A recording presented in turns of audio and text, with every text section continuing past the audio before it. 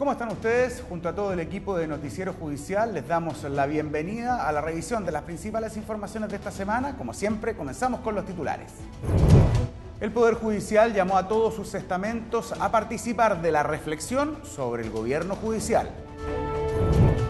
En la entrevista de esta semana, la jefa de la Unidad de Capacitación de la Oficina de la Mujer de la Corte Suprema de Argentina reveló cómo incorporaron la mirada de género en la judicatura de su país. Mejorar el clima laboral es parte del acuerdo por el buen trato suscrito por el 11º Tribunal de Garantía de Santiago. El programa de fortalecimiento de la capacidad institucional del Poder Judicial aborda diferentes aristas, entre ellas la reflexión y el análisis sobre el gobierno judicial. ¿Qué es el gobierno judicial? ¿Qué implicancias tiene este debate? ¿Cuál es la importancia de la participación de todos aquellos que integran el Poder Judicial? Se lo contamos en la siguiente nota. El gobierno judicial es un concepto que hace referencia a las reglas o normativas que sirven para adoptar decisiones vinculadas a la política y gestión del Poder Judicial como organización estatal. En Chile, el gobierno judicial lo ejerce la Corte Suprema, quien además de su labor jurisdiccional, también conoce y revisa los temas sobre nombramientos, carrera judicial y funcionaria, capacitación, régimen disciplinario, administración de recursos financieros, transparencia, entre otros. La Facultad de Economía y Negocios de la Universidad de Chile, impulsada por el Programa de Fortalecimiento de la Capacidad Institucional del Poder Judicial, realizó un proyecto en torno a este tema, que como resultado recomienda como base principal la separación de los asuntos administrativos de la función jurisdiccional y a su vez resolver normativamente los temas de nombramientos, promoción, evaluación y disciplina específicamente. En esta reflexión es necesario que se integren los puntos de vista de todos los funcionarios y miembros de la institución. Es la instancia en la que pueden expresar su parecer todos y cada uno de los jueces, profesionales y funcionarios.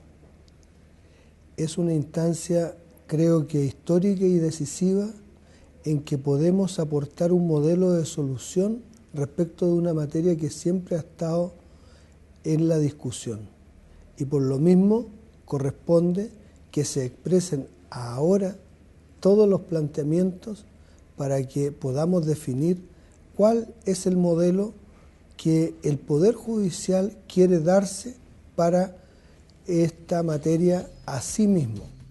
El estudio llamado Gobierno Corporativo para el Gobierno Judicial evaluó el estado actual de este sistema. Además, se compararon experiencias internacionales y se establecieron posibles alternativas de implementación. En base a lo anterior y dada la importancia de este tema, se programó un proceso participativo a través de talleres en todas las jurisdicciones. El Pleno de la Corte Suprema tomó una decisión y la decisión fue hacer mesas de trabajo en regiones con representantes de los distintos estamentos del Poder Judicial y representantes también académicos en una especie de seminarios pequeños donde se discuta, en base a los resultados del estudio, los aspectos que están vinculados al gobierno judicial. Finalizadas las jornadas de trabajo, se elaborará un documento único que reunirá todas las consideraciones sobre aspectos en que existe convergencia y en los que hay ausencia de claridad de la información. La invitación a mantenerse informado y participar de este debate se extiende a todos quienes conforman el Poder Judicial. Resulta indispensable que se motiven, que participen y que de alguna manera efectúen todos los planteamientos en relación a los nombramientos, carrera funcionaria, integración en la misma carrera, lo que es la calificación, el régimen disciplinario, bueno, todas las materias que están relacionadas con los aspectos más delicados de lo que es la promoción dentro del mismo Poder Judicial. La invitación ya está hecha y la participación es fundamental, pues la construcción del Poder Judicial es tarea de todos quienes integran el Poder Judicial. En el contexto de la planificación estratégica del Poder Judicial se está desarrollando un acuerdo entre todas y todos los trabajadores del 11º Tribunal de Garantía de la capital. Esto con el fin de fortalecer e incentivar un clima laboral positivo. El saludo diario, destacar aciertos y ser solidarios son pequeñas acciones que pueden mejorar el ambiente laboral. Es por esto que en el 11º Tribunal de Garantía de Santiago se suscribieron estas iniciativas en el Acuerdo por el Buen Trato. Entre los 4 pilares estratégicos que fortalecen la misión del Poder Judicial, surge desde aquel constituido por las personas el plan de intervención en el clima laboral que se desarrolla en este acuerdo. El proyecto comenzó a gestarse en octubre del 2013 con un cronograma de trabajo y concluyó este 15 de septiembre, donde todos los funcionarios, jefes de unidades y jueces firmaron el Acuerdo por el Buen Trato. La idea es que seamos capaces de hacernos cargo nosotros, como jefatura, como líderes del tribunal, y los funcionarios también como parte del tribunal, de qué queremos y cómo queremos estar felices en lo que hacemos. Eso es lo importante. Y si nosotros estamos felices en lo que hacemos, entregamos un buen servicio. El documento es un decálogo que tiene 3 ejes fundamentales. Estos son el principio de la no discriminación, el principio de respeto y el principio de la responsabilidad y cuidado mutuo. Entre las frases que componen este acuerdo destacan: nos reconocemos y respetamos por medio del saludo y despedida diaria. Las diferencias y problemas se conversan y dialogan en forma respetuosa. Reflejan cómo nosotros la política de clima laboral la vemos en forma diaria. No es tan solo una firma, sino que es un proyecto del tribunal para que el tema del ambiente laboral sea óptimo acá en este 11 juzgado de garantía. La iniciativa no solo se concentra en el decálogo, sino que también en las capacitaciones por medio de la Corporación Administrativa del Poder Judicial y la Asociación Chilena de Seguridad. Lo fundamental de este proyecto es la participación de todos los miembros de este tribunal. Los temas humanos se tratan entre todos y qué mejor que llegar a acuerdos mínimos, por lo menos, de consenso. Este fue un trabajo, como ya lo dije previamente, largo, donde todos participaron, todos se sintieron útiles y aportaron su granito de arena. El Acuerdo por el Buen Trato ya está en marcha y durante el transcurso de su implementación se realizarán encuestas para evaluar y seguir mejorando el ambiente laboral en el tribunal. Ya se lo contábamos en titulares, la abogada Gabriela Pastorino es jefa de la Unidad de Capacitación de la Oficina de la Mujer de la Corte Suprema de Argentina. De visita en nuestro país, invitada por el CERNAM, por la ONU Mujeres y Programa de Naciones Unidas para el Desarrollo, nos recibió en entrevista y nos relató la experiencia trasandina de incorporar a la judicatura la mirada de género.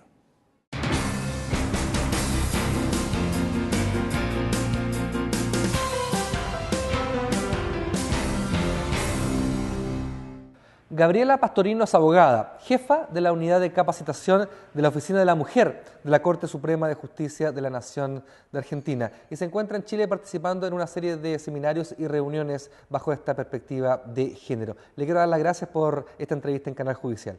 Gracias a ustedes por invitarme. Y quiero también, aprovecho la ocasión para dar las gracias al CERNAM, muy especialmente, al Ministerio de Relaciones Exteriores, que facilitó que yo estuviera aquí, y a la invitación que me han hecho para participar de estas jornadas, el CERNAM, el PNUD y ONU Mujeres. Como primera pregunta, quiero analizar cómo nace esta Oficina de Asuntos de Género en el Poder Judicial de Argentina.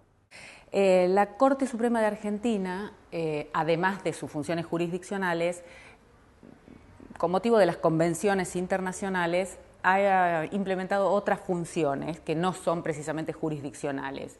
Y ya desde el año 2007 ha creado dentro del ámbito de la Corte Suprema primero una oficina de violencia doméstica, cuyas funciones fueron las de facilitar el acceso a justicia de aquellas mujeres que se veían precisamente con problemas de violencia doméstica y que tenían la posibilidad de ir a denunciar directamente ante la Oficina de Violencia Doméstica el hecho de violencia. Esta oficina está abierta las 24 horas del día, los 7 días de la semana, con lo cual cualquier mujer que se encuentra o cualquier persona que se encuentra en una situación de violencia doméstica puede ir a denunciar el hecho de violencia doméstica. Y la gran ventaja que tiene es que es entrevistada por un grupo interdisciplinario compuesto por un abogado o una abogada, una asistente social o asistente una o un asistente social y un médico o médica que le toman la entrevista, la denuncia y hacen un diagnóstico de riesgo, y con ese diagnóstico de riesgo se inicia la denuncia, si prestan su conformidad, se inicia la denuncia ante el tribunal civil y, si hubiera un delito, ante el tribunal penal que correspondiera. Eso por un lado. 2 años más tarde, en el año 2009, se crea también dentro del ámbito de la Corte la Oficina de la Mujer, que ahora no tiene una función directa de atención al público, sino es una oficina cuya función es, por un lado, la de generar, digamos, es de políticas públicas. Por un lado, la de introducir la perspectiva de género al interior del Poder Judicial, es decir, la de generar, la de intervenir en la relación interpersonal de aquellos que trabajamos en el Poder Judicial, y por otro lado en el servicio de justicia, es decir, de aquellos que vienen a pedir justicia. ¿Cómo ha sido la experiencia de incentivar y de incluir esta mirada de género en el Poder Judicial de Argentina? En realidad es lo mismo, porque tenemos que trabajar sobre los oficiales, digamos, sobre los agentes del Poder Judicial para uno y para otro caso, digamos, es el mismo proceso. Para trabajar sobre eso, lo que la oficina resolvió fue la creación de una herramienta que tuviera por objetivo esto de sensibilizar a los agentes del Poder Judicial. Digamos, ninguno de nosotros, los que integramos el Poder Judicial, jamás habíamos tenido dentro de la currícula por la que atravesamos en nuestras vidas, digamos, la escuela primaria, la escuela secundaria o la facultad, ninguna materia que contemplara la cuestión de género. Entonces, ya llegamos todos a ser abogados, algunos muchos años de abogados, y jamás nos las habíamos visto con esta cuestión del género. Nuestro país, a partir del año 94, incorporó las convenciones internacionales. Una con grado, tiene rango constitucional, y la otra tiene rango supralegal, aunque no sea constitucional. Digamos, hoy tenemos la obligación de aplicarlas, no son potestativas para nosotros aplicarlas. Tenemos todos nuestros jueces, juezas y funcionarios y tienen la obligación de aplicarlas. Bueno, muy bien. Sin embargo, no teníamos la capacidad, la habilidad de detectar estas situaciones de género. Entonces, la Oficina de la Mujer se vio con la situación de, bueno, muy bien, ¿cómo lo hacemos? Porque tampoco nuestra función era la de convertirnos en expertos en cuestiones de género, ni en cuestiones de género, ni nosotros en convertirnos en expertos en género para enseñarlo. Con lo cual, lo que hicimos fue inventar o crear una herramienta a la que llamamos protocolo de intervención, protocolo de trabajo en talleres para introducir la perspectiva de género, un nombre largo, y diseñamos, pedimos la colaboración de expertos en género, expertos en constitucionalismo y expertos en convenciones internacionales. Los grabamos en unas grabaciones muy pequeñas, digamos, no cosas muy largas, y a partir de esas grabaciones inventamos también unos ejercicios lúdicos, digamos, con forma de juego, en el convencimiento de que este trabajo tenía que ser algo, primero, autorreferencial, que nos permitiera un pensamiento que tuviera que ver con nosotros mismos, y por otro lado que fuera divertido. Nada que no fuera divertido, ameno, nos iba a llamar al pensamiento, y por otro lado tenía que tener que ver con nosotros mismos. Y esto provocaba discusiones en un ambiente de taller. Esta fue más o menos la mecánica, y bueno, esto permitió la reflexión durante 8 horas de taller, a través de estas discusiones entre pares, permitiendo, la línea conductora de estos temas fue el género, que es el patriarcado, que son los estereotipos, que es la igualdad en términos constitucionales, que es la desigualdad estructural, que serían las cuestiones de género en realidad, que son las acciones positivas que permiten igualarnos en algún punto, y finalmente que son las convenciones internacionales y por qué son obligatorias hoy en día y cuál es la responsabilidad que generan aquel que las viola para el Estado. Esta sería, digamos, la línea conductora de estos talleres. Bueno, esto es lo que, esta es la idea del taller. Estos talleres terminan con una contribución individual de cada uno de quien los toma, de cada participante del taller. Y esta contribución individual que se hace a posteriori del taller, fuera del taller, permite como un último pensamiento, una última reflexión sobre el taller, y a nosotros, a la oficina, le permite un elemento para poder seguir trabajando, un implemento para seguir trabajando dentro de la oficina, en qué más tenemos que seguir trabajando. Usted nos contaba de estos talleres, ¿cómo ha sido la aceptación de los funcionarios que han participado y de los magistrados que han participado en estos talleres? Bueno, al principio fue bastante resistida. Porque implica un cambio. Es un cambio, la verdad que es un cambio importante. Es un cambio bastante importante. Pero bueno, seguimos insistiendo. Yo le diría que hoy no solo no es resistida, sino que hoy nos convocan de varias de nuestras jurisdicciones para dar los talleres, porque la idea fue la siguiente: nosotros somos un país largo, grande, con aproximadamente 80.000 agentes, con lo que nuestra idea, nosotros somos apenas 9 personas dentro de la oficina, es decir, no somos un malón de gente como para ir a capacitar a todo el país. Es decir, que nuestro sistema fue capacitar capacitadores, vale decir, citamos 2 personas por jurisdicción, es decir, le pedimos a cada superior tribunal, nosotros somos un país federal, le pedimos a cada uno de los superiores tribunales o de las jurisdicciones, porque también le pedimos a las cámaras federales, que mandaran 2 funcionarios, 2 empleados. Nosotros capacitamos en el uso del taller, en el uso de la herramienta, a 2 personas. Estas 2 personas volvieron a sus jurisdicciones y empezaron a capacitar gente. Nosotros en la actualidad hemos capacitado de estos 80.000, yo le diría que debemos andar por los 35.000 personas ya han tomado los talleres, y estoy hablando de 3 años. Es decir, todavía tenemos un camino para andar, pero le diría que hemos andado bastante rápido. Claro, producida esta cantidad de personas, ya son muchas las personas que saben de la existencia de este taller, con lo cual se produce esta situación en donde son muchos los que ya quieren tomar el taller, porque se empieza a producir el cambio. Este cambio además es posible de medirse cualitativa y cuantitativamente.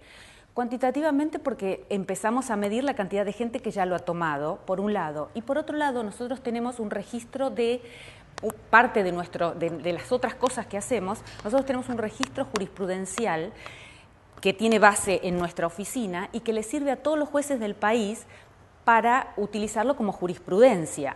Es decir, nosotros les pedimos, tenemos agentes que cargan jurisprudencia con mirada de género, es decir, utilizando las convenciones, y tenemos la base de jurisprudencia que puede utilizar todo el país, es decir, cualquier juez que necesita utilizar jurisprudencia la puede consultar. La política entonces que genera usted tiene un impacto cultural dentro de los funcionarios, pero nos cuenta que también tiene un impacto jurisdiccional, ¿cierto? Empieza, tampoco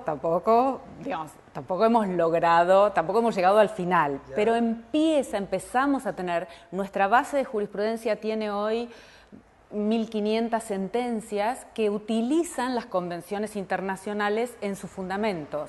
Esa es la que tenemos nosotros. ¿En los últimos 3 años?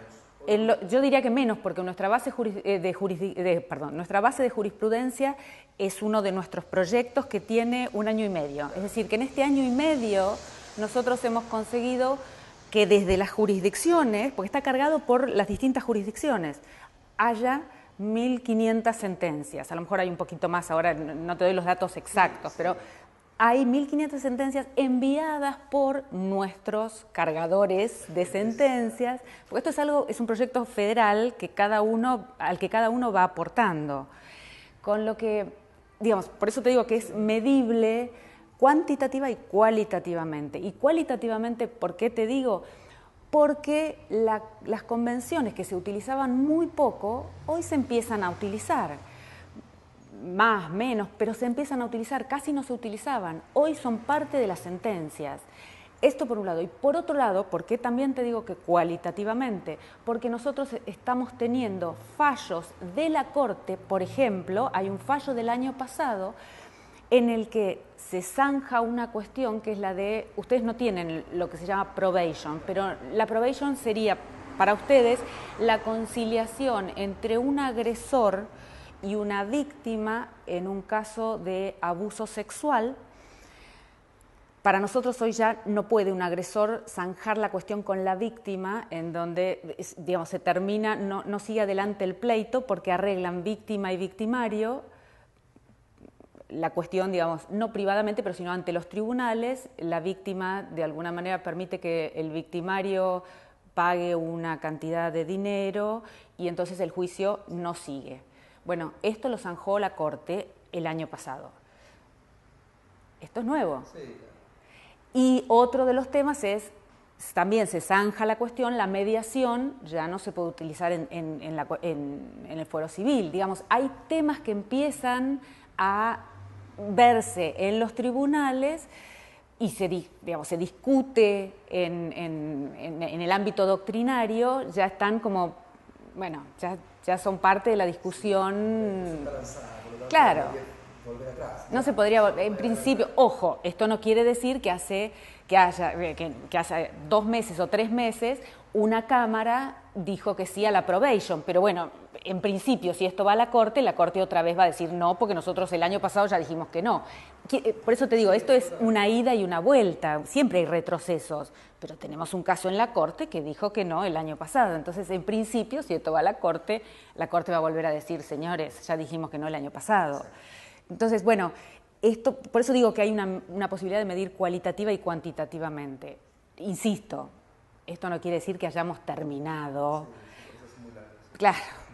Pero bueno, vamos andando y la verdad nos sentimos contentos. Tenemos la sensación de que vamos andando despacito, pero muchas veces vamos para atrás y bueno, volvemos a ir para adelante. Pero usted estuvo en Chile en 2 grandes actividades. Una, un seminario del CERNAM sobre violencia de género que le voy a consultar un poco más tarde, pero también tuvo una reunión con la ministra de la Corte Suprema, Andrea Muñoz, y directivos de la Corporación Administrativa del Poder Judicial. ¿Se nos puede contar más sobre el balance de este encuentro? Bueno, me pareció muy interesante la reunión, me pareció muy interesante que la ministra dedicara tiempo a la reunión. Evidentemente está interesada en saber cómo funciona la situación en Argentina. Yo en realidad había tenido una reunión anteriormente con la ministra Maggi. La ministra Maggi había ido a Argentina y habían ido 2 empleadas de la Corte a tomar el taller a Argentina ya el año pasado, pero me pareció que la ministra Muñoz estaba interesada en ver cómo funcionaba esto. Me pareció que es una persona muy, digamos, lista para ver cómo se puede implementar esta cuestión del cambio. Muy abierta, la noté. Es más, ella me habló de la cumbre judicial y de cómo pensaba convocar para la cumbre judicial a la doctora Cecilia Medina, lo que es muy auspicioso. En fin, me parece, la verdad es que en Chile están en un momento muy de cambio, muy interesante, la verdad.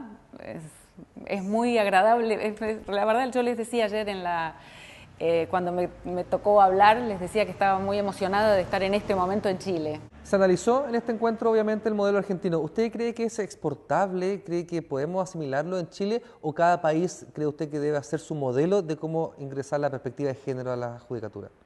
A ver, yo creo que no hay un modelo argentino. Nosotras es cierto que creamos esta herramienta, pero esta herramienta que nosotras creamos, primero que es totalmente exportable porque la hemos hecho internacional, ya la hemos exportado, esta herramienta, es simplemente una manera de trabajar esta forma de introducir la perspectiva de género al interior de cualquier poder judicial, la hemos hecho internacional para toda la región. porque es además obligatorio que uno haga esta cooperación internacional según nuestras convenciones.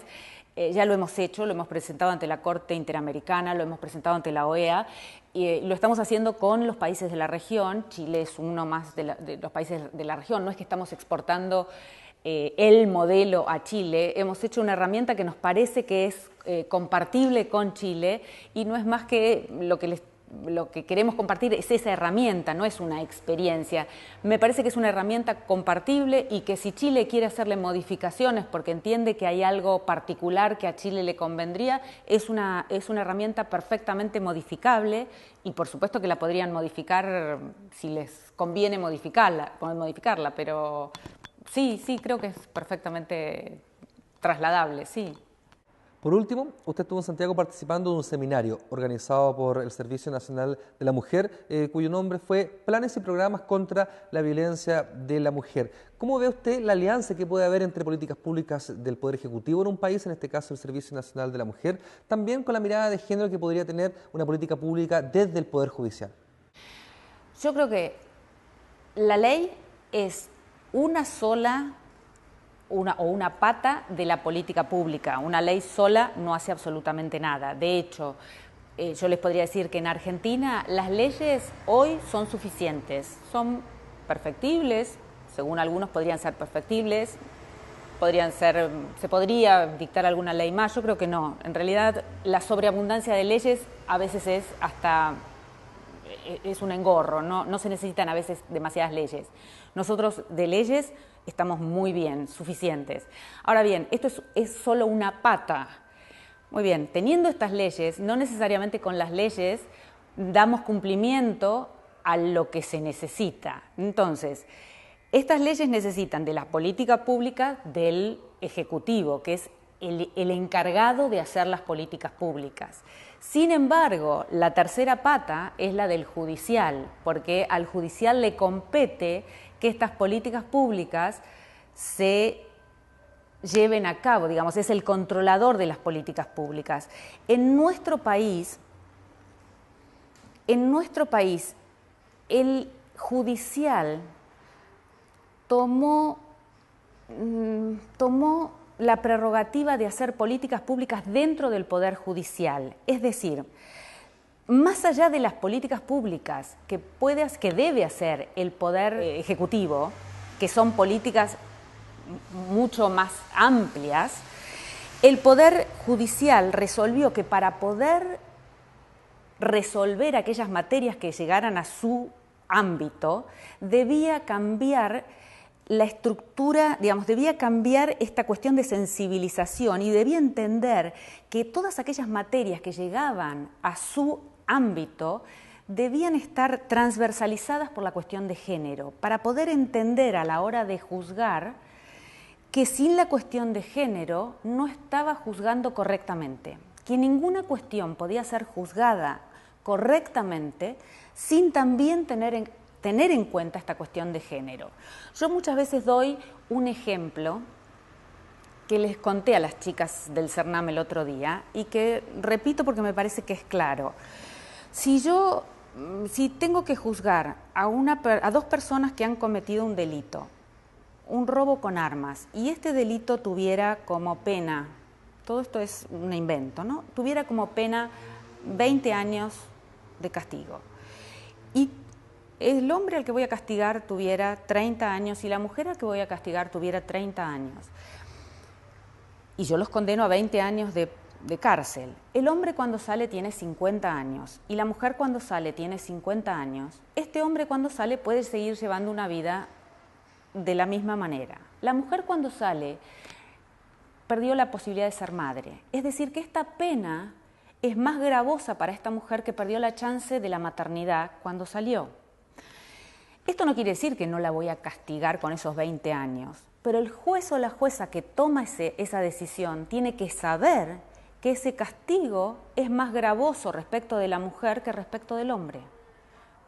Después tomará o no tomará esta pena, digamos, la decisión la tomará o no la tomará, pero tiene que saber que esa pena es más gravosa para la mujer que para el hombre. Esto es juzgar con perspectiva de género. ¿Me entiendes? Un ejemplo que nos clarifica absolutamente la mirada y cómo puede aterrizar un poco en la labor jurisdiccional. Exactamente. Y esto es por dar un ejemplo, simplemente. Esto no quiere decir no la voy a aplicar, ¿me entiende? No es... Pero yo tengo que saber, como juez o como jueza, que este castigo es más gravoso para una que para otro, ¿sí? Bueno, esto es perspectiva de género. Y esta es la idea de que, más allá de todas las otras políticas públicas, que por supuesto le competen al Ejecutivo, por supuesto, el judicial tiene la propia necesidad de la perspectiva de género. Gabriela Pastorino, abogada, jefa de la Unidad de Capacitación de la Oficina de la Mujer de la Corte Suprema de la Nación de Argentina. Estuvo en Chile participando en seminarios y también en reuniones con la ministra de la Corte Suprema, Andrea Muñoz. Le quiero dar las gracias por esta entrevista en Canal Judicial. Bueno, muchas gracias a ustedes.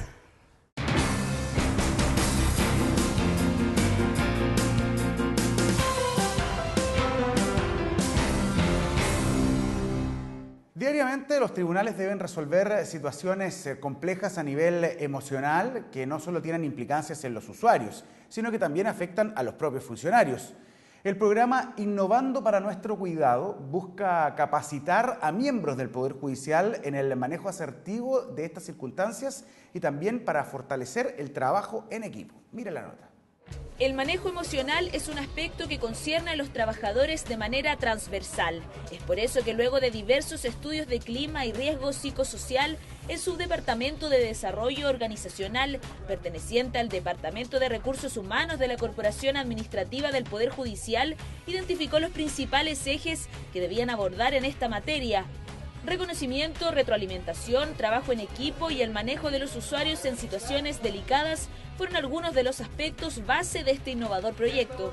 Trabajamos en esa línea con 5 jurisdicciones, participaron alrededor de 500 personas, construyendo los protocolos de cómo manejar cada una de estas situaciones, lo cual dio origen a un programa que se llama Programa de Formación de Facilitadores en Manejo Emocional, y que tiene un apellido, que es Innovando para Nuestro Cuidado. La forma novedosa es que es a través de facilitadores internos. Los facilitadores, jueces, administradores y jefes de unidad que trabajan al interior de los tribunales serán capacitados para transmitir conocimientos a sus compañeros y mejorar así la manera en cómo se maneja el estrés, la inteligencia emocional y la comunicación empática. En ese contexto es que se está trabajando en la corporación, ¿cierto? Y en el Poder Judicial para ayudarlos en el clima laboral y en definitiva para lograr bienestar al interior de su trabajo. Uno de los objetivos específicos, ¿cierto? Y para eso están ustedes es la generación, ¿cierto? De capacitación para monitores que ayuden al interior con sus compañeros. Por eso es relevante la presencia de jueces, administradores, jefaturas, administrativos de todos los tipos, porque es una integración del tribunal respecto a una mejora que busca la organización y que esté apuntando finalmente a lo mejor a un cambio cultural de cómo está gestionándose en la actualidad o lo que busca la organización en general. En esta primera etapa de ejecución participarán de manera presencial miembros de 7 jurisdicciones del país. En jornadas de 8 horas, los futuros monitores desarrollarán charlas de integración, dinámicas grupales, juegos de rol, análisis de casos prácticos, entre otras actividades que buscan orientarlos en el manejo de circunstancias complejas. Este proyecto ha reconocido e intenta visibilizar ya este tipo de situaciones y para ello la capacitación va a entregar una serie de herramientas en diversos temas para poder favorecer el autocuidado de los equipos de trabajo, ¿ya? El autocuidado, ¿no es cierto?, a nivel individual, es como yo también puedo hacer algunas cosas para evitar, ¿no es cierto?, que estas situaciones afecten mi mundo emocional. Con estas nuevas herramientas, los facilitadores serán capaces de fomentar la creación de ambientes basados en prácticas de buen trato y el cuidado al interior de los equipos, elementos claves para impactar positivamente la calidad en la atención de los usuarios de tribunales. El 27 de diciembre del año 2013 entró en vigencia la ley número 20.603, que modificó y añadió nuevas medidas alternativas a las penas privativas de libertad.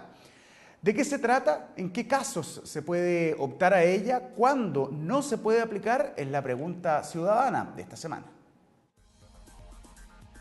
¿Qué son las penas sustitutivas de cárcel?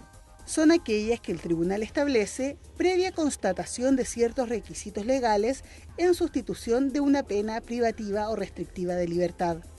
Estas son remisión condicional de la pena, sustituye la pena privativa de libertad por el control administrativo realizado por Gendarmería durante cierto tiempo, reclusión parcial, encierro de la persona en su domicilio o en establecimientos especiales de Gendarmería durante 56 horas semanales, diurnas, nocturnas o de fin de semana. La ley establece que el juez deberá privilegiar la reclusión domiciliaria con brazalete electrónico. Libertad vigilada. Se somete al condenado a un régimen de libertad de prueba que tenderá a su reinserción social a través de una intervención bajo la vigilancia y orientación de un delegado de Gendarmería de Chile. Libertad vigilada intensiva. Es una forma de cumplir condena sin estar recluido, pero con sujeción al cumplimiento de un programa de actividades orientado a la reinserción social. Expulsión del país para los extranjeros condenados a una pena igual o inferior a 5 años de presidio o reclusión menor en su grado máximo y que no residan de manera legal en el país. Prestación de servicios en beneficio de la comunidad. Consiste en la realización de actividades no remuneradas a favor de la colectividad o en beneficio de personas en situación de precariedad coordinadas por un delegado de Gendarmería. Sin embargo, hay casos en que no se puede aplicar las penas sustitutivas, como por ejemplo el secuestro extorsivo, secuestro por más de 15 días, secuestro con homicidio, con violación o que en el marco del secuestro cause mutilación, castración o lesiones que dejarán a la víctima demente, inútil para el trabajo, impotente, impedido de algún miembro importante o notablemente deforme, a los condenados por sustracción de menores, violación y violación con homicidio, parricidio y homicidio calificado. Desde su promulgación en el año 1855, el Código Civil ha resguardado el patrimonio de quienes están incapacitados a través de la figura legal denominada interdicción. Pero, ¿qué ocurre cuando la declaración de incapacidad responde a intereses de los herederos? ¿De qué manera la justicia chilena ha protegido los derechos de las mujeres ancianas demandadas por sus hijos? Es el fallo histórico que les presentamos esta semana, vejez versus interdicción. A fines del siglo XIX, las condiciones de vida en Chile no facilitaban la llegada plena a la vejez. Abundaban las epidemias, un importante número de mujeres fallecía por complicaciones en el parto y la tasa de mortalidad de niños menores de 7 años alcanzaba el 60%. Todas estas circunstancias incidieron para establecer que la edad senil de las mujeres comenzaba a los 50 años y en el caso de los hombres a los 60.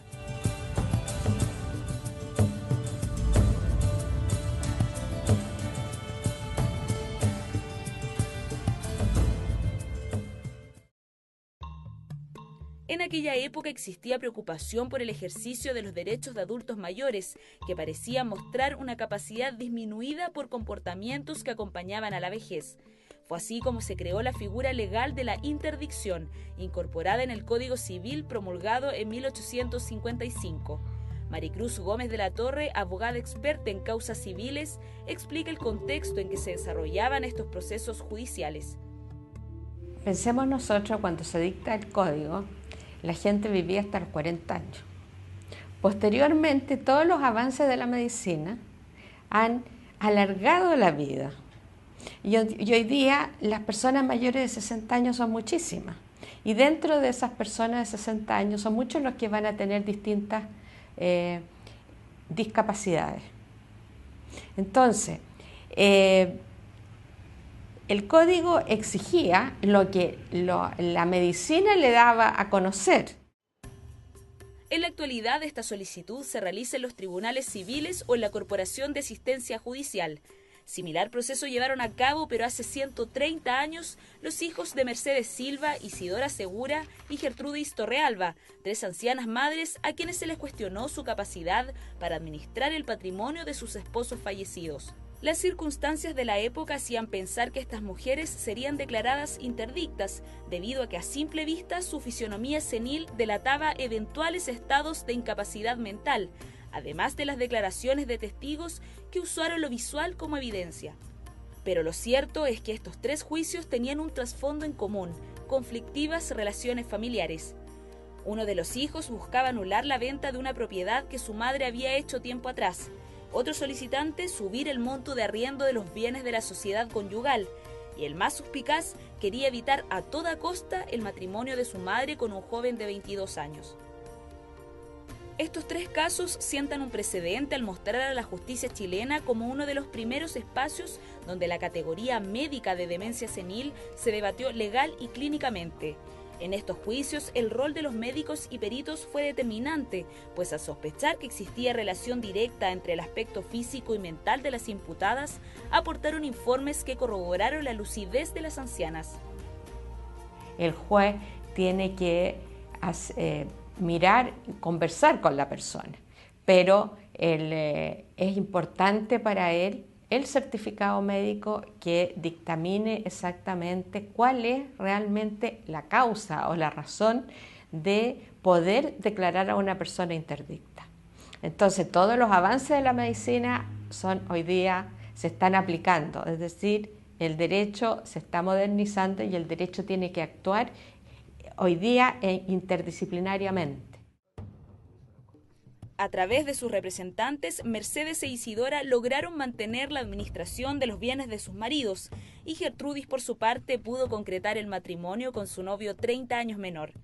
Así fue como la autonomía y esfuerzo de estas tres mujeres fue validada por la justicia chilena, que no solo aprobó sus testimonios, sino que falló en pos de la equidad. La Corte Suprema y las Cortes de Apelaciones dictan normas para mejorar el funcionamiento administrativo de los tribunales de justicia. Estos son los denominados autoacordados. ¿Cuáles son sus características? Lo veremos en la cápsula educativa. Los autoacordados son normas jurídicas dictadas por los tribunales superiores de justicia para regular ciertas materias que no han sido suficientemente reguladas por la ley o cuya regulación es necesaria para velar por el cumplimiento y el buen funcionamiento del servicio judicial. El fundamento de los autoacordados son las facultades económicas que deben cumplir los tribunales superiores bajo el principio de la economía procesal. Son obligatorios y la Corte Suprema puede dictarlos para tener vigencia en todo el territorio nacional y las Cortes de Apelaciones dentro de su respectivo territorio jurisdiccional. Están reconocidos en el artículo 82 de la Constitución Política de la República y el artículo 3 del Código Orgánico de Tribunales, que señala: los tribunales tienen además las facultades conservadoras, disciplinarias y económicas que a cada uno de ellos se asignan en los respectivos títulos de este código. Respecto de aquellos que dicta la Corte Suprema, existen dos tipos: los internos y externos. Los autoacordados internos son instrucciones que afectan solo a los funcionarios judiciales en materia administrativas destinadas a entregar un mejor servicio. Autoacordados externos son disposiciones o normas de procedimiento que afectan a funcionarios judiciales y a terceros, como por ejemplo la tramitación y fallo del recurso de amparo o el que reglamenta el recurso de queja o el recurso de protección.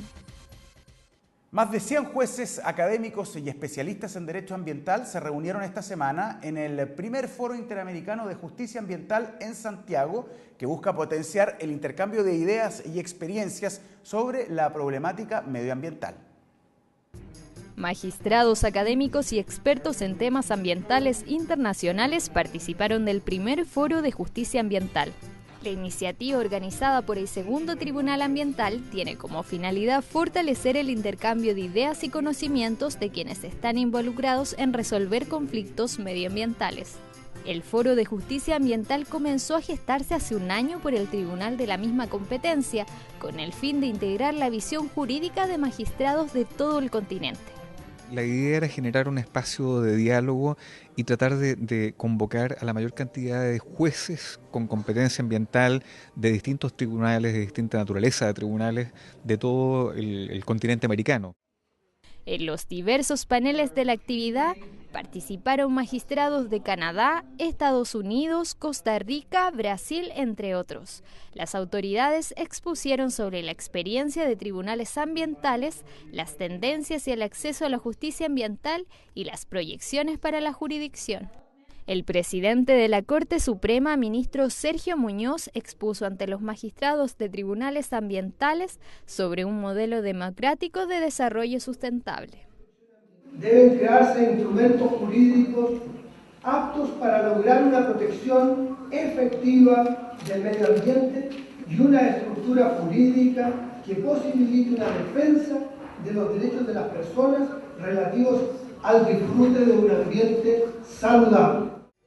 En el contexto de este foro, el presidente de la Corte Suprema sostuvo una reunión bilateral con el ministro del Tribunal Superior de Brasil, Antônio Herman. Los asistentes destacaron que la difusión del conocimiento es fundamental para potenciar la labor jurisdiccional. El primer foro de justicia ambiental logró vincular por medio de la experiencia los órganos jurídicos de América y España que trabajan en pro de los tribunales ambientales. Y como es habitual, queremos hacer un recuento de las principales noticias que marcaron pauta esta semana en el ámbito judicial. Es el siguiente bloque de contingencia.